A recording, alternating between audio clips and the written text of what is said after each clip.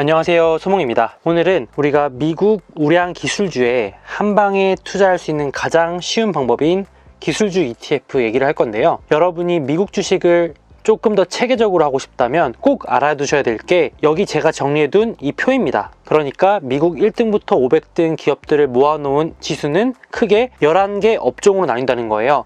이걸 꼭 기억하셔야 됩니다. 이건 제가 정한 게 아니라 GICS라는 글로벌 산업 기준에 따라서 분류가 된 건데, 우리가 투자하는 대부분의 미국 주식들이 이 11개 업종에 속해 있어요. 그렇기 때문에 내가 투자한 개별 주식이 어느 업종, 어느 섹터에 들어있는지 아는 게 상당히 중요합니다. 왜인지는 또 별도로 상세하게 다뤄볼게요. 그러면 11개 업종 중에 가장 큰 비중을 차지하는 업종이 뭘까요? 네, 보시는 것처럼 우리가 오늘 얘기할 IT 업종이 무려 23.2% 정도를 차지합니다. 대표적으로 뭐가 있을까요? 애플이나 마이크로소프트 같은 주식들이 있겠죠. 그리고 두 번째로 헬스케어 업종이 있는데 이게 14%. 여기는 대표적으로 존슨앤존슨, 화이자, 머크 이런 제약, 바이오 애들이 들어가고요. 3등이 금융, JP모건이나 뱅크 오브 아메리카, 버크셔 해서웨이 같은 금융사들이 들어있고요. 그리고 4위는 커뮤니케이션 섹터인데 생소하신 분들도 있겠지만 여기에 페이스북과 구글 그리고 각종 미디어 기업들이 들어있습니다. 이 얘기는 다른 영상에서 별도로 할게요. 그리고 임의 소비재는 대표적으로 아마존이 있고요. 나이키, 맥도널드, 스타벅스 이런 애들이 들어있습니다. 필수적이진 않지만 기호에 따라서 소비를 하는 제품들을 취급하는 곳들이 모여 있고요. 그리고 산업재 대표주자는 보잉이라든지 3M, 산업에 필요한 재화들을 파는, 그리고 필수 소비재는 대표적으로 P&G 같은 애들이 있고요. 에너지는 정유주, 유틸리티는 우리나라의 한국전력 같은 애들, 리츠는 부동산 임대, 우리나라의 신한 알파 리츠도 있죠. 다 나중에 자세히 다룰 겁니다. 그리고 마지막으로 원자재, 우리나라의 포스코 같이 철강이라든지 구리, 금속 이런 걸 취급하는 업체들이 모여 있습니다. 이 11개 업종을 꼭 기억해 두시면 투자하는데 많이 도움이 될 겁니다. 제가 앞으로 조금 더 깊이 있는 내용을 다룰 때 계속해서 언급될 내용입니다. 이 11개 업종의 비중이 얼마나 변화했는지를 보여주는 거예요. 그때 2008년, 2009년 금융위기 때 확 쪼그라든 거 보이시죠? 그리고 나서 증시가 계속해서 올랐는데 빨간색이 IT 섹터, 원래는 2등이 금융이었는데 지금 금융이 내려가고 그 대신 차지한 게 헬스케어네요. IT와 헬스케어. 그리고 4위가 아마존 같은 임의소비재, 아마존, 나이키, 맥도날드, 스타벅스 이런 애들 들어있습니다.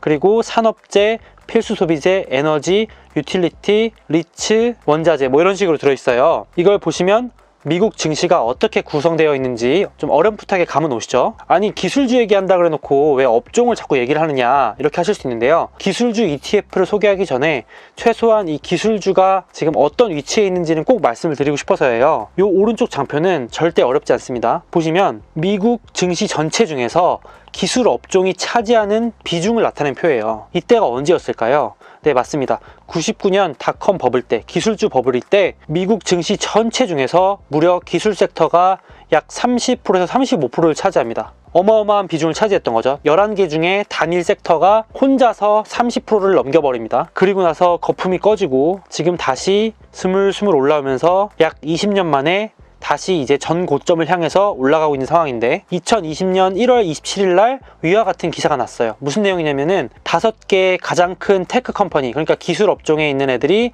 무려 미국 전체 증시의 17.5%나 차지한다. 그러니까 조심해라, 과열이다 이런 경고를 하고 있었거든요. 왼쪽 차트도 방금 제가 보여드린 것과 똑같이 생겼는데 비율로 봤을 때 미국의 S&P 500 중에서 미국의 기술 업종이 차지하는 비중이 거의 전 고점을 도달하고 있다. 즉 역사상 두 번째로 높은 수준의 과열권에 진입하고 있다. 물론 고점이 어딘지, 이제 시작인지 그건 아무도 모르지만 적어도 현재 위치는 알고 투자해야 된다.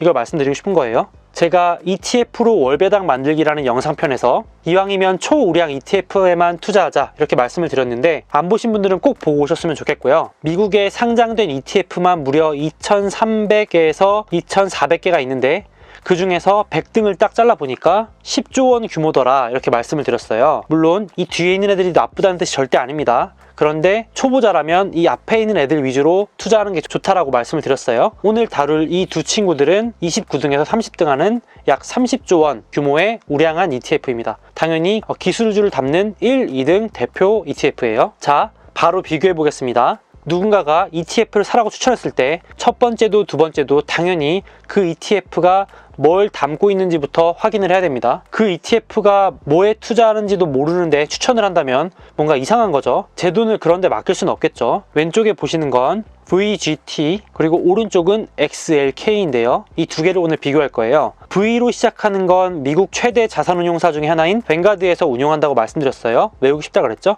그리고 X로 시작하는 시리즈 역시 미국의 3대 자산운용사인 스파이더라고 부르는데 SPDR이라는 브랜드에서 운용을 한다. 그러니까 당연히 믿고 맡길 수 있고요. 이 ETF들이 들고 있는 종목을 다 볼 필요 없이 상위 10개만 보면 충분하다. 왜냐면 상위 10개 비중이 이렇게 왼쪽은 58%, 오른쪽은 66% 수준으로 거의 상위 10개만 보면 ETF 전체를 파악하는 것과 크게 다르지 않기 때문에 다 볼 필요 없이 10개 정도면 충분하다 말씀을 드렸고요. 뱅가드의 IT ETF인 VGT는 326개의 IT 기업에 분산을 하고 있고 상대적으로 XLK는 72개의 종목에 분산을 하고 있다는 것만 참고해 두시면 되고요. 종목 한번 볼까요? 애플 마이크로소프트, 마이크로소프트 애플, 비자 마스터카드, 비자 마스터카드, 인텔 시스코, 인텔 시스코, 어도비 세일즈포스, 어도비 세일즈포스, 엔비디아 똑같고, IBM 다르고, 엔비디아 똑같고, 페이팔만 다르네요. 자, 오늘은 개별 종목 소개는 할 시간이 없고 이걸 보시면 거의 똑같다는 게 느껴지시나요?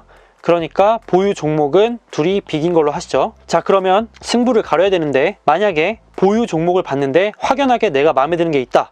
내가 마음에 드는 종목들을 많이 담고 있다. 그러면 그걸로 결정하는 게 베스트예요. 당연히 내가 투자하고 싶은 기업이 많은 게 좋겠죠. 근데 이걸로 승부가 안 났다. 그럼 다음으로 봐야 될 게 운용사, 자산 규모, 운용 보수 정도만 확인하면 충분하다고 했죠. 자, VGT는 말씀드렸지만 뱅가드에서 운용을 하고 XLK는 SPDR, 이건 뭐 승부를 가릴 게 없고, 자, 처음으로 승부가 갈라지는 곳이 나왔죠. 운용 보수가 연 0.1%, 오른쪽은 연 0.13%예요. 근데 이것도 거의 거저지만 뱅가드가 이겼다고 볼 수 있겠죠. 그리고 자산 규모가 크면 클수록 좋다고 그랬는데 둘 다 30조 원 규모로 엎치락 뒤치락 한다. 얘도 승부가 안 나네요. 거래량을 보는 이유는 거래가 활발히 되면 될수록 내가 사고 팔 때 훨씬 더 용이하다 말씀을 드렸는데 좋은 ETF 같아서 투자하려고 보니까 잘 사지지도 않고 팔리지도 않는다. 그럼 스트레스 엄청 받거든요. 근데 이런 ETF들은 제가 1, 2등 대표들만 갖고 왔기 때문에 그럴 일은 없지만 그래도 보시면 평균 거래량이 오른쪽에 XLK가 훨씬 활발합니다. 거래량이 활발한 이유 중에 하나가 여기 보시면 뱅가드는 현재 주가가 270불이에요. 그럼 한 주 살려면 30만원 들어가죠. XLK는 현재 주가가 100불이죠. 그러면 약 11만원 정도예요. 그러니까 예를 들어서 우리 월급의 일부를 투자하려고 할 때 당연히 11만원짜리가 30만원짜리보다는 한 주씩 사기가 더 편리하겠죠. 적립식으로도 그렇고. 그러다 보니까 사고 팔기 훨씬 용이해서 이렇게 주가가 싼 게 상대적으로 인기가 많은 경우가 많습니다. 그리고 상장된 기간은 둘 다 10년 이상 됐으니까 괜찮고요. 보유 종목은 똑같으니까 비교할 거 없고 배당은 둘 다 분기 배당을 하면서 약 1%대의 배당을 합니다. 지금 주가가 워낙 많이 올라서 배당률이 많이 낮아져 있어요. 그리고 배당은 3, 6, 9, 12월에 똑같이 주고 있고요. 야, 이 정도면 거의 똑같은 애인데 비교할 게 거의 운용 보수밖에 차이가 안 나네요. 그쵸? 그러면 성과는 어떤가? 당연히 비슷한 종목들을 투자해놨기 때문에 성과도 뭐 거의 차이가 없습니다. 이게 최근 1년 수익률인데요. 파란색이 XLK, 검은색이 VGT인데 최근 XLK가 조금 더 앞서는 걸로 보이지만은 이건 유의미한 숫자는 아니라고 보여집니다. 엎치락 뒤치락 하니까요. 미국의 나스닥 지수를 추종하는 ETF인 QQQ, 요거랑도 비교하는 영상을 찍어 볼 건데요. 최근에는 XLK가 앞서고 있죠. 기술주 애들이 지금 시장을 주도하고 있으니까요. 제 개인적인 결론은 종합 점수를 매겨봤을 때는 운용 보수만 조금 차이 나는 거 빼고는 이 정도는 그냥 감안한다 쳤을 때 거래량이 훨씬 활발하고 한 주당 주가가 싸서 매매할 때 별로 부담도 없는 XLK가 개인적으로는 제 취향이라서 이렇게 윈이라고 붙여놨습니다. 하지만 이건 정말 성향에 따라서 고르시면 되죠. 이 정도 수준이면 고민하는 것도 사치입니다. 그냥 마음에 드는 거 하나 고르시면 돼요. XLK의 종합 장표를 만들어 놨는데 얘도 역시 구성 종목들이 배당금을 늘려왔기 때문에 분기마다 배당을 꾸준히 지급하면서 배당금을 늘려오고 있고요. 어도비 같은 애들은 배당금을 주지 않아요. 근데 나머지 애들이 배당금을 잘 주기 때문에 이 ETF를 사면은 같이 배당금을 받으면서 어도비도 들고 가는 효과가 있을 수 있겠죠. 페이팔도 배당금을 안 주니까요. 그리고 VGT도 배당금을 꾸준히 늘려오고 있고요. 이런 애들 좋죠. 배당 성장 ETF죠. 자, 그래서 결론을 내면 우량 기술주들을 한 방에 살 수 있는, 우리가 애플 살까, 마이크로소프트 살까, 어도비 살까, 시스코 살까, 인텔 살까 고민할 시간에 그냥 요걸 사버리면 깔끔하다, 이렇게도 될 수 있겠죠. 아우, 개별 종목 다 사 모으다 보니까 현금이 딸려, 이러신 분들도 있을 수 있고, 아유, 뭐가 더 오를지도 모르겠고 나는 개별 종목 공부하기 너무 힘들어. 근데 우량 기술주들은 괜찮아 보인다, 까짓 거 그냥 모아가지 뭐 하시는 분들은 XLK나 VGT가 매력적인 상품이다. 밑에 있는 것처럼 자동 분산되고 개별 종목에 대한 리스크도 제거되니까,